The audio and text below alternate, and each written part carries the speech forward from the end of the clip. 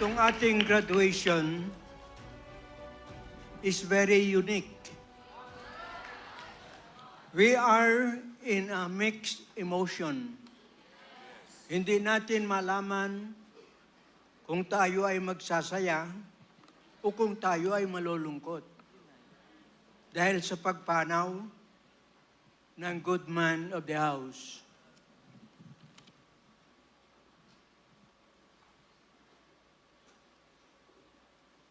Sa katunayan,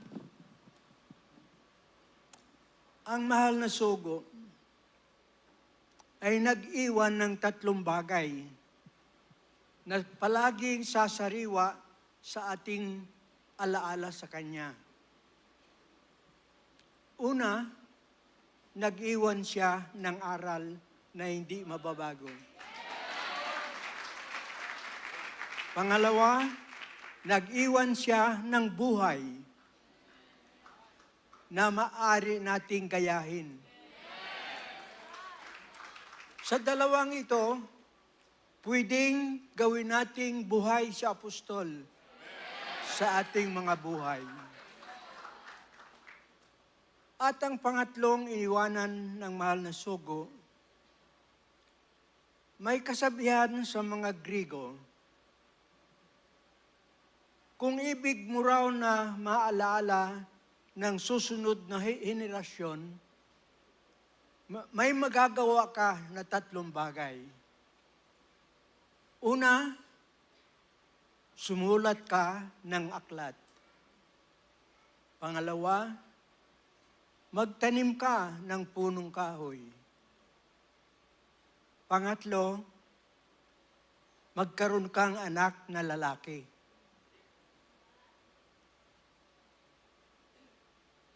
Nagawa ni Apostol itong pangatlo.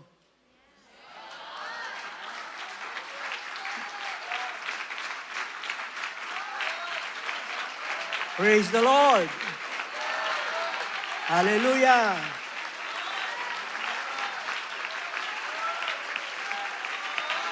Praise the Lord!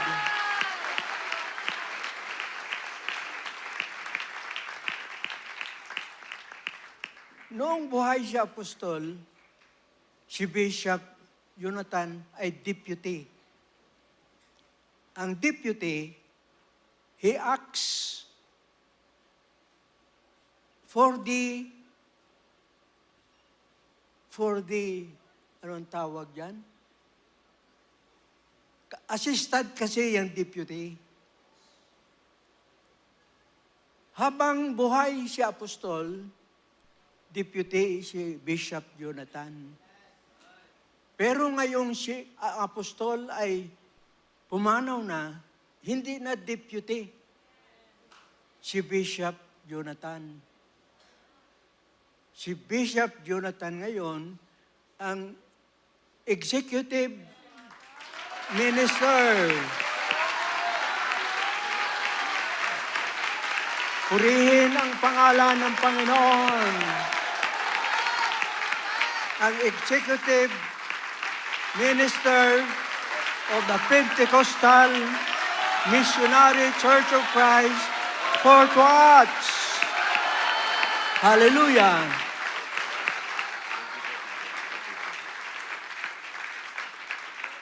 Kaya hindi na deputy ang tawag natin sa kanya. Tatawagin na natin siya na executive minister of the Pentecostal Missionary Church of Christ. The Global Executive Minister. Purihin ang pangalan ng Panginoon. Ngayon, anong gagawin natin doon sa sinasabi kong mixed emotion? Dahil pumanaw ang ating apostol, at dapat tayong magdiwang sa mga graduates ngayon. Mapagsasabay ba natin yan? Opo. Dahil, pag ating titingnan sa Biblia, may cloud of witnesses na nakatingin sa atin. Kaya si Apostol ay dadagdag sa cloud of witnesses.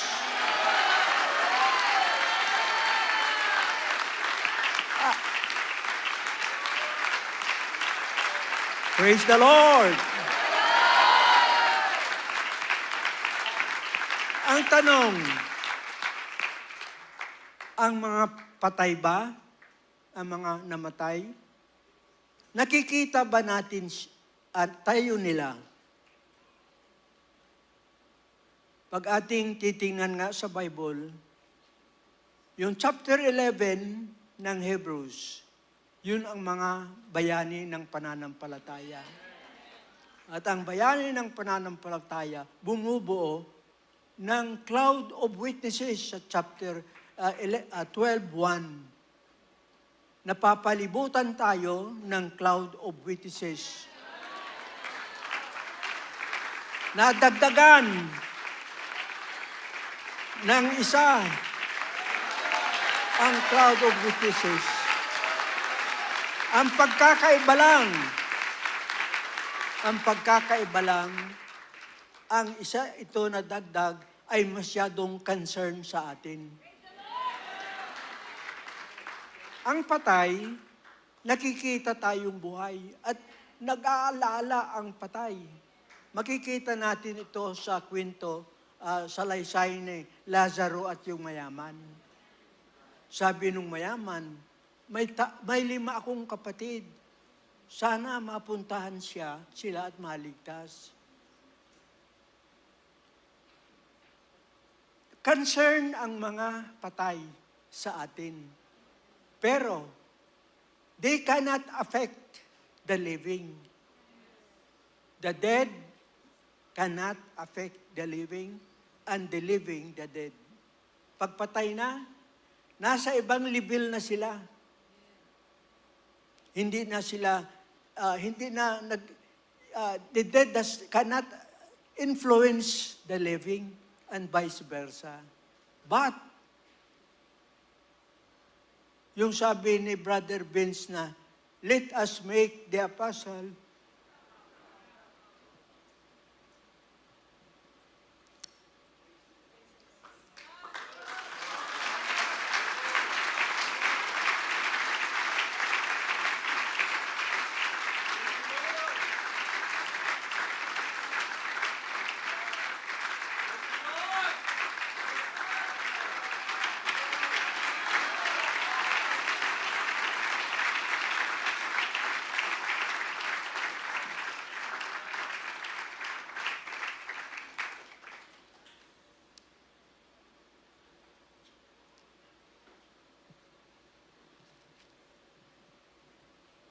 Praise the Lord. Let us make the apostle proud.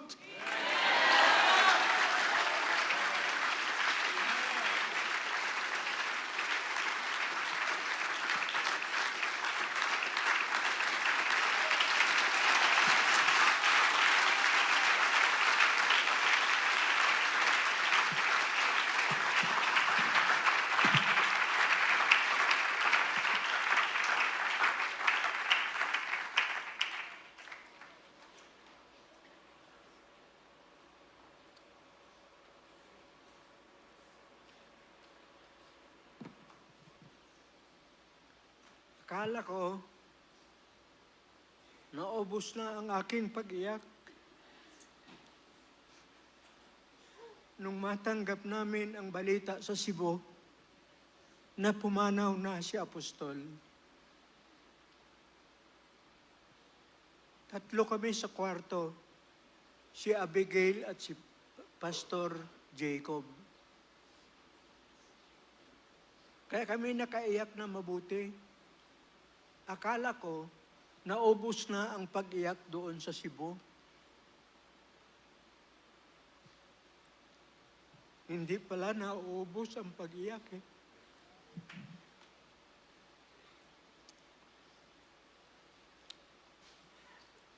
Anyway, I have been assigned with the honor of presenting awards to the students that has performed excellently in their batch. And